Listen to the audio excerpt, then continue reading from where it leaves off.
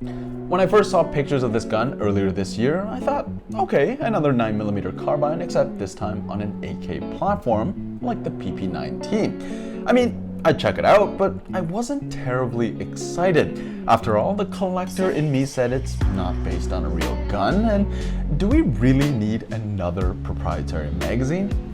Let's take a look. As far as I know, this is an airsoft only design. I'm not sure the gas piston would even properly cycle at this length, but I mean, I get it. Perhaps it's aimed squarely at the gaming crowd who don't mind the creative liberties and just want a nice gun to play with. I could totally imagine this gun coming straight out of a video game. I mean, it's called the frickin' perk. Let's talk about the different perks at your disposal. You have this one, the base pistol version, which will be at the lowest price point. Comes with a rail mount at the back for your sling attachments, and of course, yes, other attachments as well, depending on how freaky you want to get. The RTS model is the exact same gun, except they switched out that back rail panel for a folding buffer tube stock for $10 more. For an extra $50 from the base model, you get this one, the full-length version PRK9L, or as I much prefer, the Purkle. You get a full-length outer barrel with a very modern-looking M-LOK rail, as opposed to the Picatinny rail on the other versions. You also get a different looking flash hider, which in my opinion looks really nice. And of course, at the back, the classic single position AK style folding stock. Holding one of these in my hands, especially this one, the RTS with the folding stock, I'm really reminded of my first ever airsoft gun, the MP5K PDW. And to me, that is absolutely a good thing. The full-length PRK looks nice, but in my opinion, the smaller size magazine just really looks better with a compact gun's dimensions, just like the MP5K. What do you guys think? Which one of the PRKs would you pick? Or maybe you'd prefer the MP5K. It's nice and compact and maneuverable, and with that folding stock, if it's on a sling, you can just fold over that stock and you don't have to worry about it getting in your way. You also don't have to worry about that longer barrel length because this thing is super short. It won't be slamming against your knees as you're running around, and especially when you crouch down, it won't be bashing into everything, which believe me, is a very real problem. The nice full-length adjustable stock is great if you prefer that proper cheek weld, but of course, if you want to run it just as a pistol, like the pistol option, simply just remove the stock for the day. It's a great setup if you're looking for that gun that you just don't feel like you have to babysit and constantly worry about hitting the barrel into things, and just rather focus on the actual gameplay.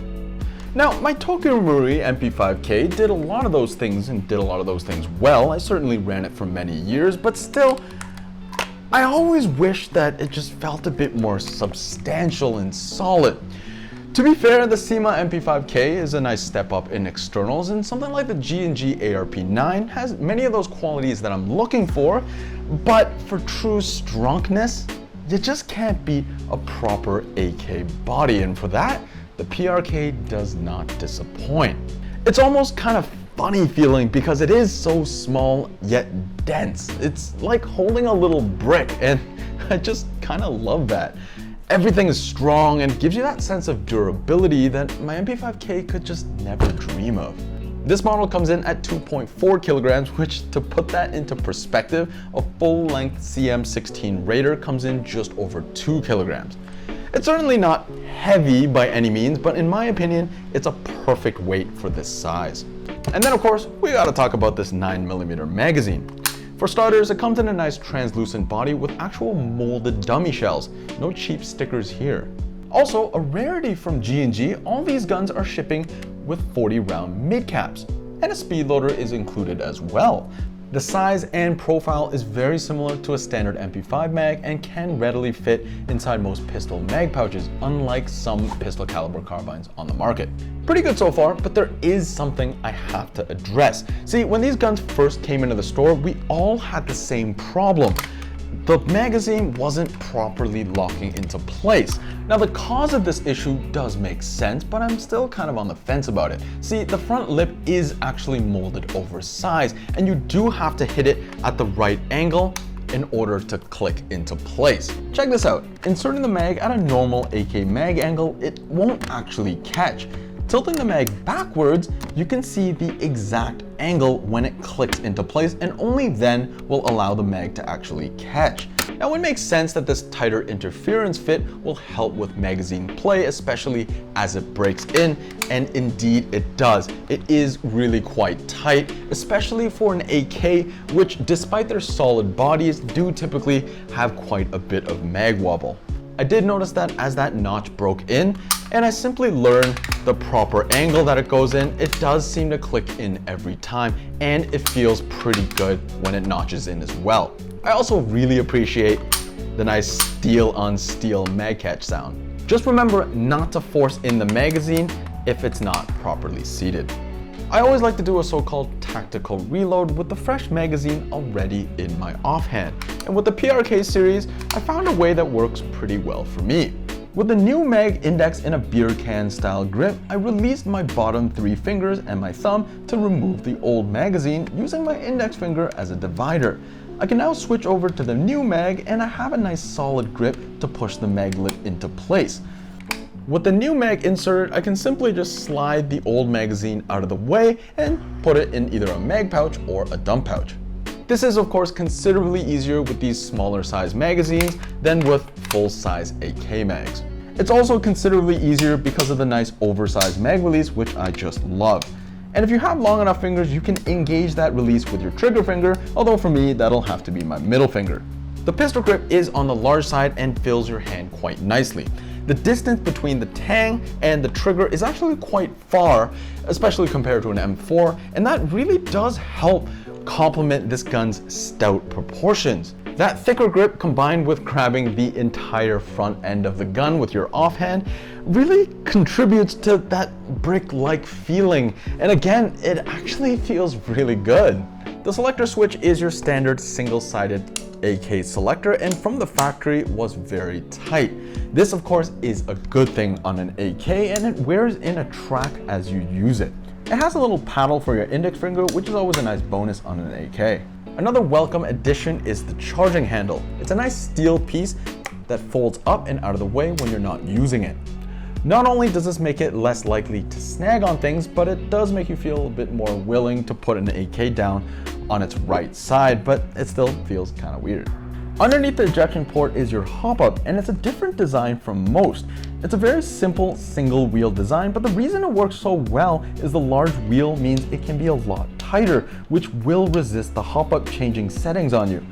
As far as the stock goes on the RTS, it will feel quite familiar to AR users, especially with a nice thick butt pad at the back, and it's even curved inwards so you can bring it up to a cheek weld nice and smoothly.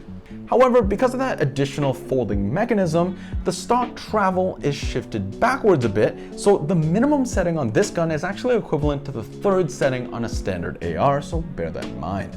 Both of the folding stocks are constructed very well, and there's barely any play to speak of. But of course, the single position folding stock will be a little bit more solid than this one because of that adjustable stock. As for iron sights, you get the standard AK post up front and a rail mounted rear sight at the back. The rear sight is adjustable for windage only. Elevation will have to be adjusted using the front sight post. The rear iron sight actually reminds me a lot of the M14 sight, especially on the longer variant, and I quite like it. Every variant has a hinged top rail that holds the top cover in place. This is always nice to see on an AK, as it makes that top rail just that much more solid. Simply press the release at the back and it swings right up for your battery storage. Like any top wired AK, there's not a lot of room, and a bit of that room is taken up by the MOSFET unit and the fuse. It had the length for this Vulcan 11-1 split pack, but the top cover wouldn't close and I don't want to force it. Best to stick with smaller profile 11-1s or a 7-4. On the full-length version, you get a bit more room as you can unscrew the mock gas block and you can choose to install the battery at the front. You can even remove the plastic spacer for a bit more room. By the way, please be careful about this top cover closing on your fingers. While trying to wrestle with that battery, it actually closed onto my thumb, and believe me, a steel edge can do some damage. As for the rest of the internals, it's going to be more or less the same as the RK series of AEGs from G&G. It's proven reliable, and of course there are many upgrade parts or spare parts on the market for this series of gun. The only downside with these internals that I could think of is the lack of a quick change spring, so plan accordingly. It's also nice that they include a micro switch trigger right from the factory, which is somewhat of a rarity in terms of AKs. Let's see that trigger pull. It's got quite a bit of take up before the wall, but it's extremely smooth, almost like it's riding on bearings. The brake is extremely light and, like other micro switches, feels kind of like a mouse click. There is a bit of over travel after the brake that actually makes this trigger feel more like a standard AEG trigger, but still, once you dial in that reset, which is pretty short and light, you can definitely get a decent rate of semi-auto fire. Like G&G's other ETU-equipped guns, this also has a 3-round burst setting activated by holding down semi-auto for 10 seconds. After playing around with the PRKs for a week, my conclusion is that there definitely is a place in the market for this gun, more so than I originally thought. With 3 different variants from ultra short CQB all the way up to outdoor length, it does have the bases pretty well covered, but I will say again, I do think that short magazine is really complemented by the more compact design. If you're in the market for an ultra compact setup but prefer the feeling of an overbuilt, heavier gun, this gun doesn't have that much competition. It's a quirky design, no doubt about that, and if I had to compare it with a car, it's kind of like the Suzuki Samurai.